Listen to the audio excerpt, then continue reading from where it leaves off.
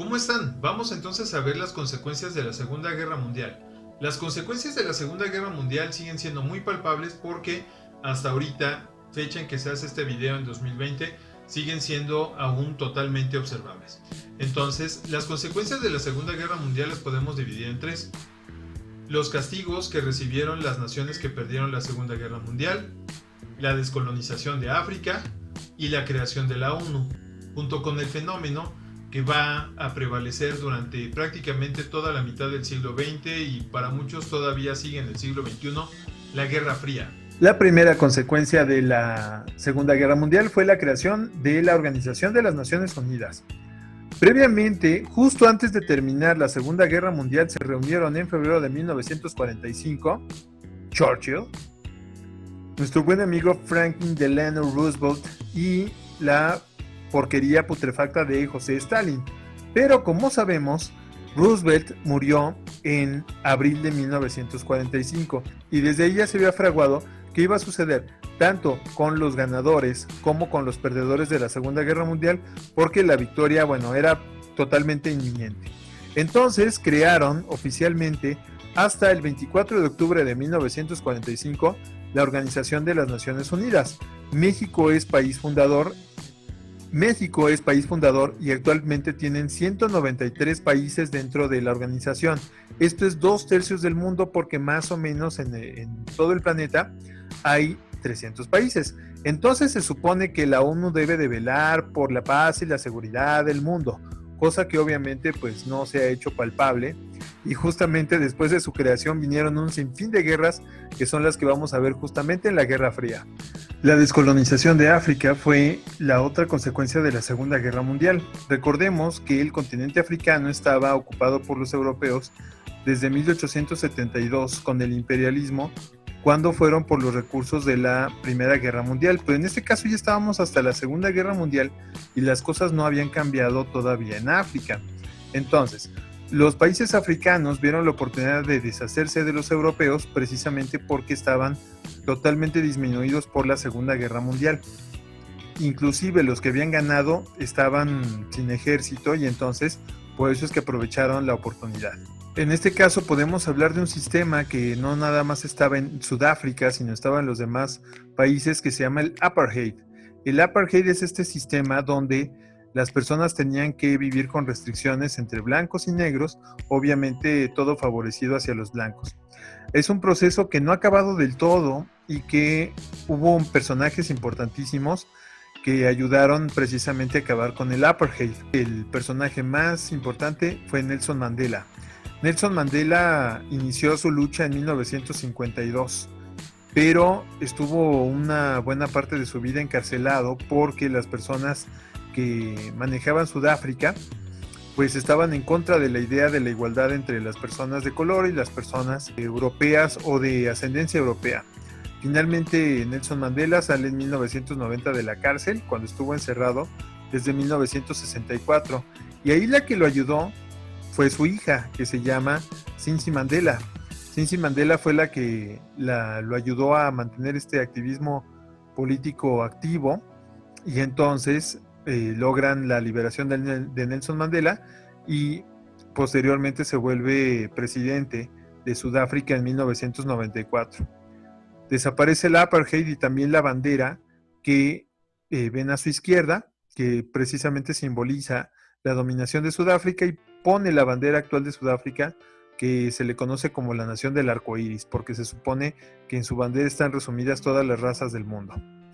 Aquí un pequeño fragmento para ver la grandeza de Mandela cuando llega a su primer día de trabajo y pensando los europeos que los iban a despedir, Mandela les da un discurso muy aleccionador. Señores y señores, hagan el favor de seguirme, por favor. Al presidente le gustaría hablar con ustedes.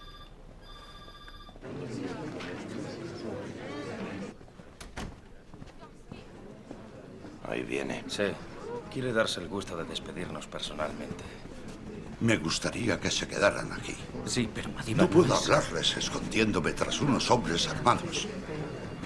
Muy more Ahma. Buenos días. Buenos días. ¿Qué tal la mañana? Bien. Me alegro de verles. Gracias por venir, habiéndoles avisado con tan poca antelación. Es posible que algunos sepan quién soy. No he podido evitar ver los despachos vacíos cuando he llegado esta mañana y todas esas cajas. Claro está que si desean marcharse, están en su derecho. Y si creen de corazón que no pueden trabajar con el nuevo gobierno, es preferible que nos dejen inmediatamente. Pero si están recogiendo sus cosas porque temen que la lengua, el color de la piel o el haber trabajado para otro gobierno les desacredita para trabajar aquí, quiero decirles que no hay nada que temer. What is rebe is obey. El pasado es el pasado. Hay que mirar al futuro. Necesitamos su ayuda. Queremos su ayuda. Y si deciden quedarse, estarán haciendo un gran servicio a su país. Lo único que les pido es que hagan su trabajo lo mejor que puedan y con buena voluntad. Les prometo hacer lo mismo. Si logramos hacer eso, nuestro país servirá de inspiración al mundo entero. El primer gran síntoma de la Guerra Fría fue los castigos que recibieron los países que perdieron la Segunda Guerra Mundial. Japón tuvo que pagar dinero, Italia tuvo que pagar dinero, sin mencionar a todos sus secuaces que tuvieron en la guerra. En el caso de los culpables, bueno, se hicieron unas cosas que se llaman los juicios de Nuremberg.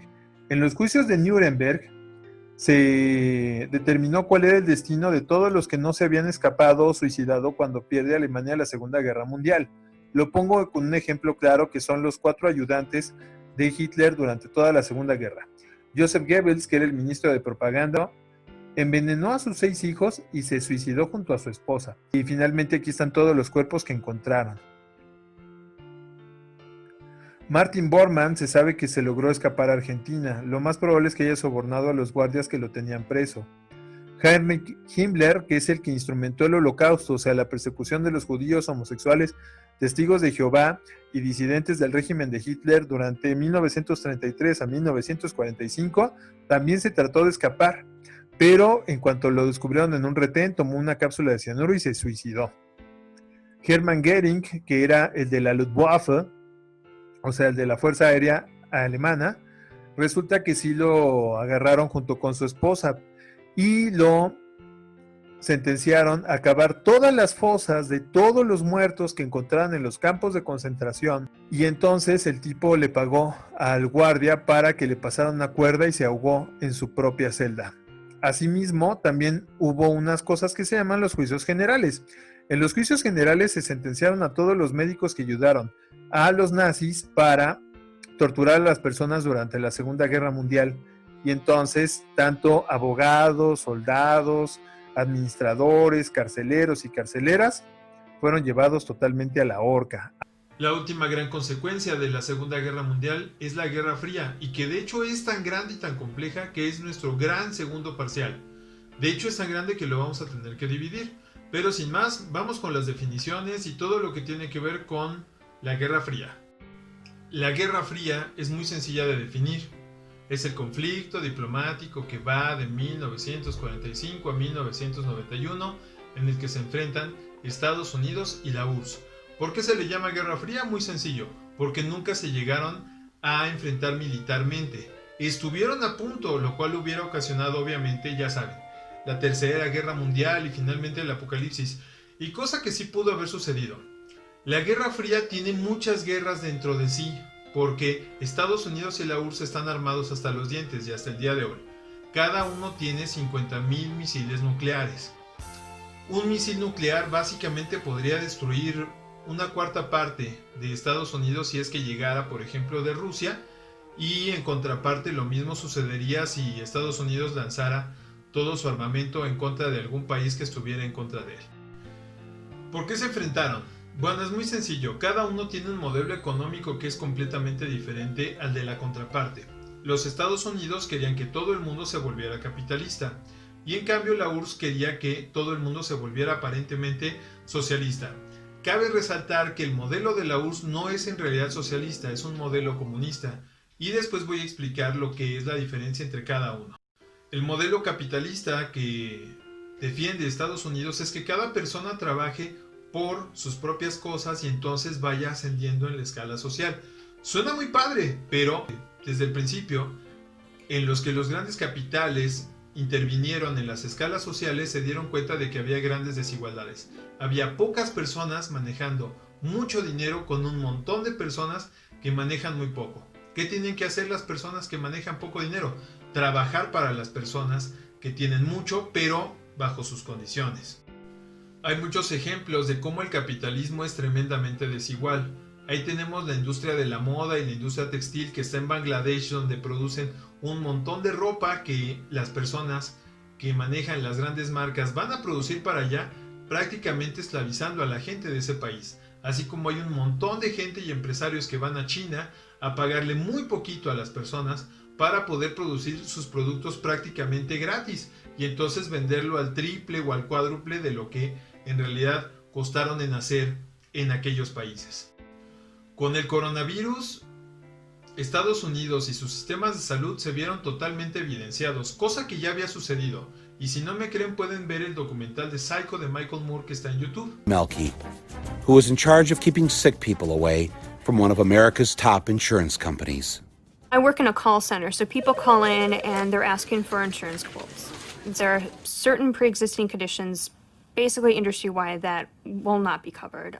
Diabetes, heart disease, certain forms of cancer, that if you have these conditions, you are most likely not going to get your health insurance.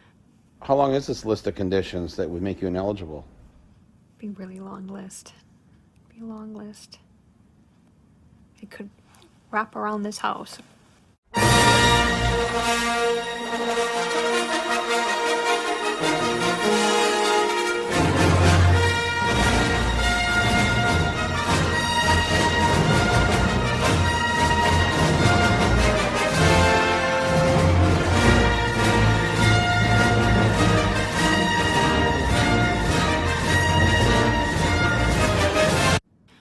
Sometimes you know ahead of time that they're going to be declined at the end of the application. And they're like, God, you know, like one time I had a couple, and they were so happy to get, oh, I'm gonna start crying. They were so happy that I took them through this application. And the husband was late for work. And the wife said to him, well, don't worry, baby, it's gonna be okay because we have health insurance now. And when I looked at the end of the application, I could tell they were both going to get declined because of their health conditions. And they were so happy. And I thought, oh God, they're going to get that phone call in a couple weeks telling them that they're not eligible for insurance. And I just felt so bad because I just really thought, and I knew, and I couldn't say anything to them. Les dejo en la descripción de este video el link para que vayan a verlo. Resulta que el modelo de Estados Unidos en general siempre se ha basado completamente en el dinero, en tener una ganancia como tal. Entonces, las personas en Estados Unidos se han visto en la necesidad de decidir entre ir al hospital o comprar un coche, entre ir al hospital o pagar su casa porque las deudas son grandísimas. Tanto así que su sistema es completamente privado, es decir, una empresa pone un hospital, esa empresa te decide cuánto te cobra, cuánto va a ser por un tratamiento y finalmente si te curas o no te curas. En casi todos los países de Latinoamérica pasa un modelo capitalista, obviamente con excepción de Cuba. El problema es que cuando revisas los índices, tanto de desarrollo, que es una cosa, como de bienestar, que es otra, te das cuenta de que justamente ese modelo es tremendamente desigual. Al menos en México tenemos a 70 millones de pobres en un país de 130 millones.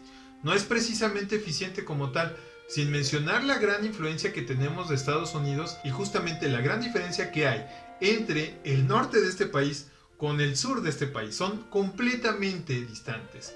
Y esto es justamente a causa del modelo económico que nosotros tenemos. Ojo, no estoy diciendo ni defendiendo al sistema socialista. Simplemente estoy describiendo la gran desigualdad que ha provocado el capitalismo rapaz que se ha aplicado en este país, donde muy pocos tienen mucho y muchos tienen muy poco. En contraparte está el sistema aparentemente socialista de la URSS. Ojo, lo que se aplicó en la Unión de Repúblicas Soviéticas Socialistas no fue socialismo, fue comunismo. Ellos le llamaron marxismo-leninismo, y lo explico de una manera muy sencilla. Karl Marx, al que le tocó ver la transición de la revolución industrial, donde grandes capitales justamente estaban creando grandes fenómenos económicos, se da cuenta de que las cosas eran muy desiguales, por eso propuso el socialismo.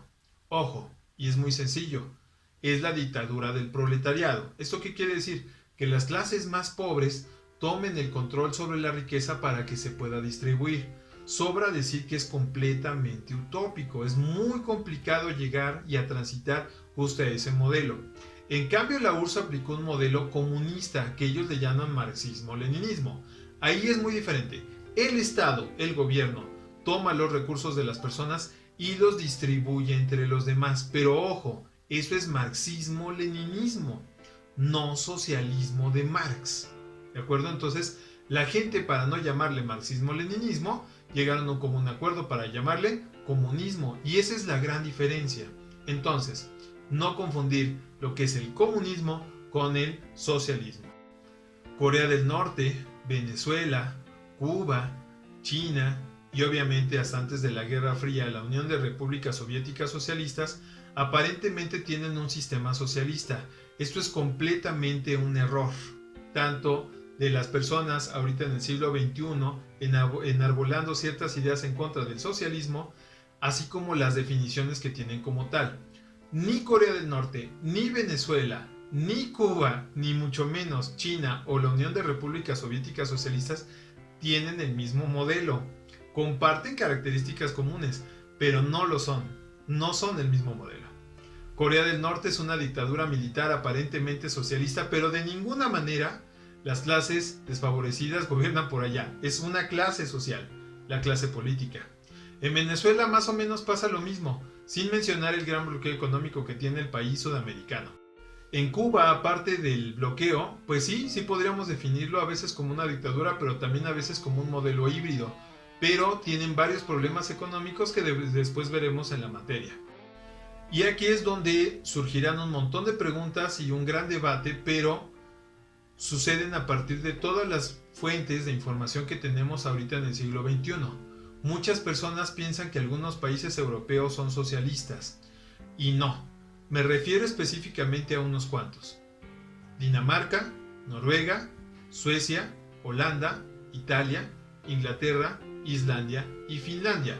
Ojo, esos países tienen modelos como la monarquía constitucional, algunos son democracias, pero tienen cosas socializadas. ¿Eso qué significa? Que pusieron ciertas cosas que convienen tanto a ricos como a pobres para que puedan vivir mejor. Específicamente, ¿cuáles?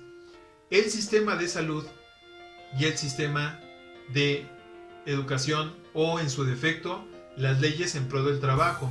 Por ejemplo, en Italia tienen un sistema de salud privado que colapsó completamente con el coronavirus, pero sus garantías del trabajo son impresionantes, de hecho son las mejores del mundo. Inglaterra, Francia, Noruega, Islandia, Finlandia, Suecia tienen un modelo dentro de su sistema de salud que funciona maravillosamente, porque es para ricos y pobres. Whoa, England, here we go. Eric Turnbow of Olympia, Washington, saved up his whole life so that he could visit the famed Abbey Road crosswalk in London. But it wasn't enough for Eric to just walk across the road like the Beatles did. He had to do it his own special way. Here's Eric about to walk in his hands across Abbey Road. Hey!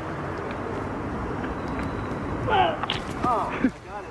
Oh. Try it again. Oh, no, I put my shoulder out.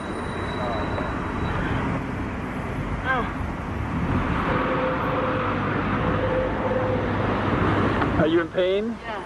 There's a hospital right down there. The British hospital didn't charge Eric anything for his stay, and only about $10 for all the way cool drugs they gave him. You're all swung up, as Elvis would say. I'm gonna be okay. I decided to go to Great Britain to find out how a hospital stay could be free and drugs could cost only $10. I come in here and I have a prescription, and it requires 30 pills. How much is that? It's £6.65. That's the standard charge. £6.65. So that's like what, $10 or so? Yeah. What if I needed 60 pills? How much is it? Same charge. 120 pills. $6.65 still. It doesn't matter. How many pills? No. What if it's like an HIV drug or a cancer drug? It's still £6.65. Uh-huh. If they are either under 16 or over 60, they're automatically exempt. So only a working adult who earns enough money pays the £6.65, Correct. and everybody else gets their medication for free. That's right. There's no money being exchanged here. Nothing. There's no money being I'm over exchanged. 60. And You don't pay. what's the purpose of the cash register? I next went to a state-run hospital operated by the National Health Service. I'm due in 7 weeks, and I get 6 months off paid, and then I can have 6 months off unpaid as well. So I'm actually taking a year. Well, that sounds like a luxury where I'm from. Oh, really? It's not like that in the US? No, not at all. No, So what do you pay for a stay here? no one pays. They were asking how do people pay, and I said, well, there isn't. You don't. You just leave. It's national insurance. Yeah. Yeah, there's no bill at the end of it, as it were. Even with insurance, there's bound to be a bill somewhere. So where's the billing department? There isn't really a billing department. There's no such thing as a billing that's fine. What'd they charge you for that baby? Sorry. You gotta pay before you can get out of here, right? No. No. Everything's on This is NHS, so yeah, you know, No, it's not America. Maybe I'd have better luck in the part of the hospital where things can get seriously expensive. This guy broke his ankle. How much will this cost him? Sorry? The emergency room visit. He'll have some huge bill when he's done, right? Here, NHS, everything is free. I'm asking about hospital charges, Yeah. and you're laughing at me. Because I was never asked this question in emergency department, that's why. I was starting to fall for this everything is free bit, and then I discovered this. So this is where people come to pay their bill when they're done staying in the hospital. No, this is the NHS hospital, so you don't pay the bill. You get to just go home. Why does it say cashier here if people don't have to pay a bill? All we have is a little man who stands behind a counter and gives people money if they've had to pay for transport. Those who have reduced means get their travel expenses reimbursed. So in British hospitals, instead of money going into the cashier's window, money comes out. ¿Cómo lo pagan? Con sus impuestos. En lugar de gastárselos en una despensa, en un meeting político con un montón de partidos que no producen nada y al contrario roban demasiado dinero, pues resulta que lo reparten a la gente, pero ¿cómo? En un servicio para todos. Eso es una cosa socializada, entonces no confundir lo que es cosas socializadas con socialismo como tal. El principal afectado fue Alemania.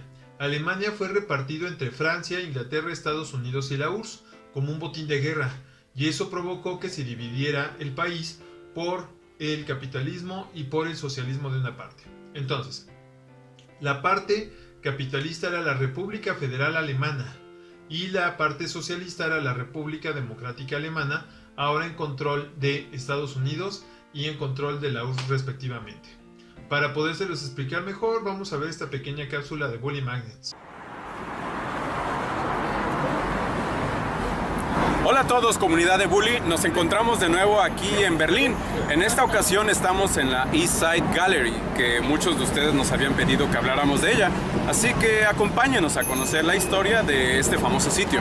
Ubicada en el barrio de Kreuzberg y a un costado del Spree, el río que rodea buena parte de la ciudad, la East Side Gallery es la parte mejor preservada de lo que alguna vez fue el Muro de Berlín, el lugar perfecto para hablar de este suceso histórico. Todo el tiempo escuchamos y leemos sobre la historia del Muro de Berlín, pero seguro muchos de ustedes se preguntan, bueno, ¿y cuál es la importancia de esa pared? ¿Y cuál es su repercusión histórica? Bueno, para ellos le tenemos preparada una muy breve historia sobre el Muro de Berlín. Breve historia del Muro de Berlín. Estamos a finales de la Segunda Guerra Mundial. ¡Segunda Guerra Forever! Hitler y el régimen nazi ya fueron derrotados durante el conflicto. Segunda Guerra Forever, no tan forever. Stalin y los rusos ya tomaron Berlín y colocaron la bandera soviética en el Reichstag, el parlamento alemán, un símbolo de la derrota nazi. En tu cara, Hitler, ahora Joseph Stalin reinará sobre estas tierras. Entonces, las fuerzas aliadas, triunfadoras en la guerra, procedieron a ocupar Alemania y acordaron dividir el territorio en 4 grandes sectores. Una parte para Estados Unidos. ¡Matanga! Otra para la Gran Bretaña. ¡Matanga! Otra para Francia. ¡Matanga! ¡Oui, oui! Y otra para la Unión Soviética. ¡Matanga! Pero bien sabemos que entre estos bloques había diferencias y desencuentros que de hecho serían la causa de la famosa Guerra Fría, que básicamente consistía en un enfrentamiento a 2 bandos. ¡Capitalismo! ¡Comunismo! El bloque de Estados Unidos, la Gran Bretaña y Francia se terminaría conformando como Alemania Occidental o la República Federal Alemana, la Unión Soviética como el de Alemania Oriental o la República Democrática Alemana, y se la pasarían viéndose feo el uno al otro en las siguientes décadas.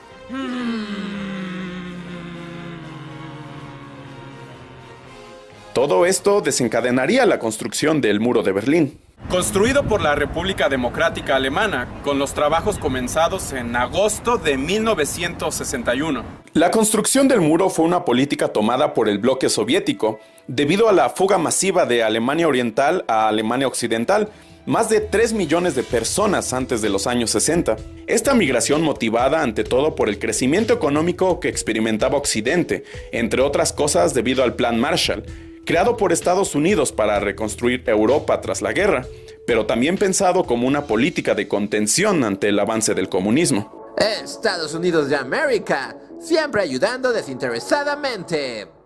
Sí. Y también por el temor acrecentado por las políticas rígidas y severas de Stalin en los países europeos que conformaban el bloque comunista. El comunismo se está quedando sin la fuerza de sus obreros que huyen a carretadas. Algo hay que hacer. Ahora, es importante decir que Berlín se encontraba en el lado soviético de Alemania. Sin embargo, al ser la capital, los poderes aliados habían acordado dividirla a su vez en los mismos bloques. ¡Cuánta confusión! ¿Por qué tanto lío? Miles de personas migraban cada año del este al oeste, pero con el cierre de fronteras entre las dos Alemanias, esto ya no era tan sencillo. Berlín se convirtió en un caso aparte, algo así como un vórtice en el que literal las personas podían pasar de un lado a otro, oriente u occidente, un raro híbrido entre comunismo y capitalismo. Estoy en Alemania Oriental, ahora en Alemania Occidental. Alemania Oriental, aquí Alemania Occidental. Vaya, qué curioso es esto. Oriente, Occidente. Ahora de nuevo Oriente. ¡Ya no más! El muro rodeó todos los alrededores de Berlín Occidental, aislando literalmente la mitad de la ciudad. Solo en algunos puntos de control se podía acceder al territorio. El bloque socialista denominaba la pared como el muro protector antifascista.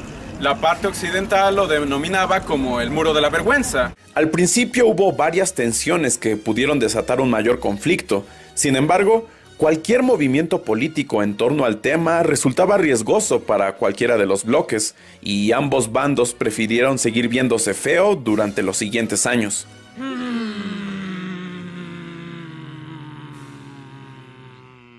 El muro literalmente se convirtió en uno de los mayores símbolos de los tiempos de la Guerra Fría y de la división del mundo entre los bloques capitalista y comunista.